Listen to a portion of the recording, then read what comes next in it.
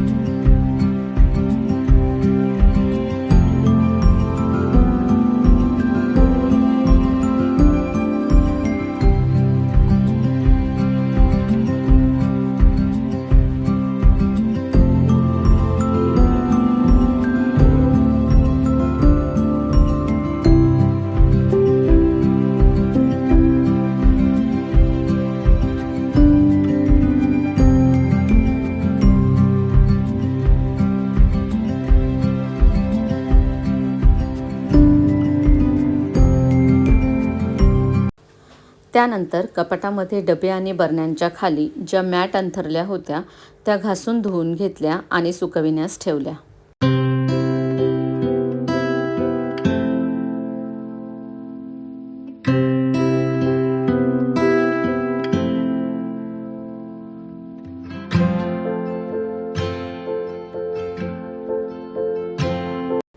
ते झाल्यावर माझ्याकडे काही टपरवेअरचे प्लास्टिकचे डबे आहेत। त्यातील सामान दुसऱ्या भांड्यांमध्ये काढून ते डबे रिकामे केले आणि घासून धुवून सुकायला ठेवले। हे टपरवेअरचे डबे माझ्याकडे 5-6 वर्ष झाली आहेत। वापरायला अगदी छान आहेत। प्लास्टिक असल्याने त्यात काही सामान ठेवले ते दिसते, तसेच मेंटेन करायलाही चांगले आहे। त्याचा विशिष्ट आकार असल्याने ते एकावर एक ठेवता येतात आणि त्यामुळे कमी जागेत जास्त सामान मटेरियल ठेवता येते। दिसतेही छान। त्याची किंमत इतर प्लास्टिकच्या डब्यांपेक्षा थोडी जास्त असते, पण क्वालिटीची खात्री असते, म्हणजे जास्त काळ ते टिकतात।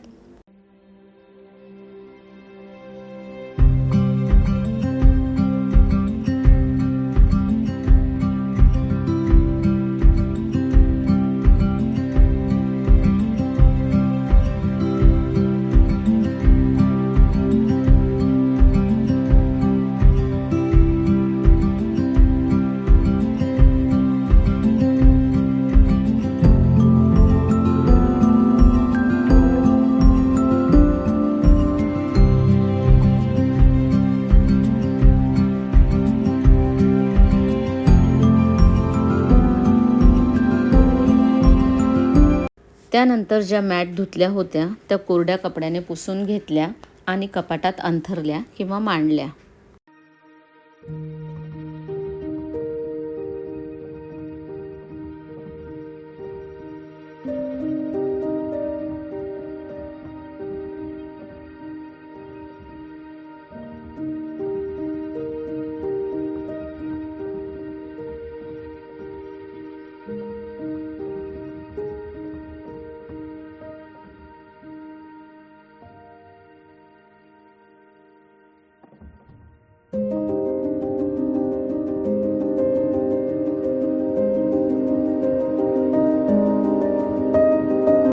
हे झाल्यानंतर काचेच्या आणि प्लास्टिकच्या बरण्या पुसून कपाटात ठेवल्या। या बरण्या मी डीमार्टमधून घेतल्या आहेत। काचेची बरणी 100 रुपयाला एक आणि प्लास्टिकची 70 रुपयाला एक आहे। अशा मी 1 डझन काचेच्या आणि 1 डझन प्लास्टिकच्या बरण्या घेतल्या आहेत। त्यामुळे सामान सर्व डोळ्यासमोर दिसते आणि वापरायलाही सोपे जाते। काचेच्या बरण्यांमध्ये मी सगळे मसाले, लाल तिखट, धने पावडर वगैरे तसेच जिरे, मोहरी असे पदार्थ ठेवले आहेत आणि प्लास्टिकच्या बरण्यांमध्ये डाळी, कडधान्य, खाऊ ठेवला आहे. तसेच टप्परवेअरच्या डब्यांमध्ये मी तूर डाळ, तांदूळ, साबुदाणे, शेवया, पोहे, डाळीचे पीठ असे नेहमी लागणारे पदार्थ ठेवले आहेत.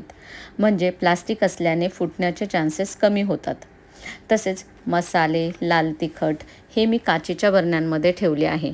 कारण ते एकदा मसाल्याच्या स्टीलच्या डब्यात काढले की सारखे भरावे लागत नाहीत, रिफिल करावे लागत नाहीत. 10-12 दिवसांनी जसे लागेल तसे थोडे थोडे घेता येते आणि त्यामुळे काचेच्या बरण्या फुटण्याचा चान्स कमी होतो.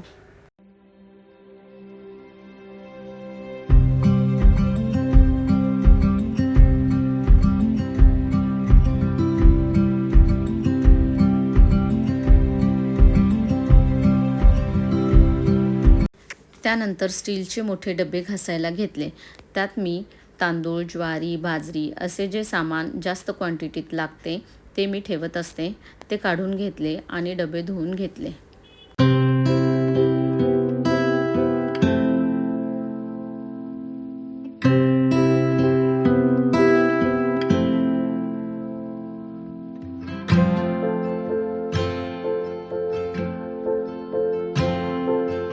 नंतर चहाची वेळ झाली होती, त्यामुळे चहाचा ब्रेक घेतला व मग पुढील कामाला सुरुवात केली.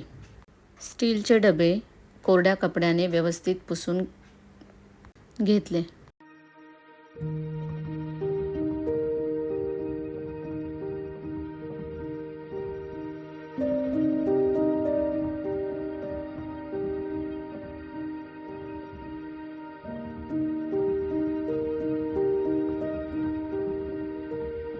हे झाल्यानंतर खिडकीच्या काचा लिक्विड स्प्रे करून पुसून स्वच्छ करून घेतल्या.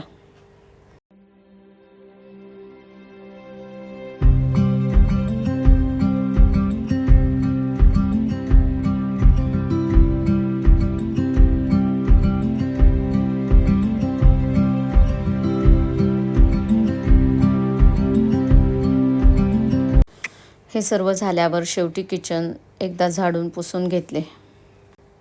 हे सगळे करत असताना जे काही नको असलेलं सामान असेल, मग ते तुटलेलं किंवा मग खराब झालेलं असेल, अशा सामानासाठी 1-2 सेपरेट पिशव्या करते. त्याच्यामध्ये महिन्याभराचं जे काही सामान असेल ते एकत्र करते आणि नंतर मग ते भंगारवाल्याला देऊन येते.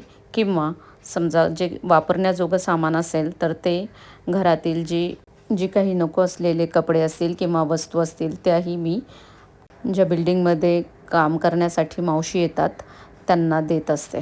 आणि जे अगदीच खराब झाले आहे ते तर टाकूनच देते.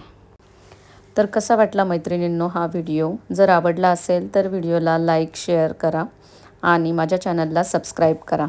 म्हणजे अशाच प्रकारचे नवनवीन व्हिडिओ मी तुमच्यासाठी घेऊन येईल. मग सगळ्यात शेवटी किचनच्या ट्रॉल्या लिक्विड स्प्रे करून कपड्याने पुसून घेतल्या. तर अशा प्रकारे मी माझ्या किचनचं क्लिनिंग हे 2 दिवस केले. चला तर मग भेटूया पुढील नवीन व्हिडिओमध्ये. तोपर्यंत धन्यवाद. माझा जुना प्युरिफायर हा आम्ही चेंज केलेला आहे, त्यामुळे इथे एक मोकळी जागा दिसत आहे. तिथे नवीन प्युरिफायर लावेल, त्यावेळी तुमच्याशी मी तो शेअर करेल. आता पाहूयात माझ्या किचनचा फायनल लुक.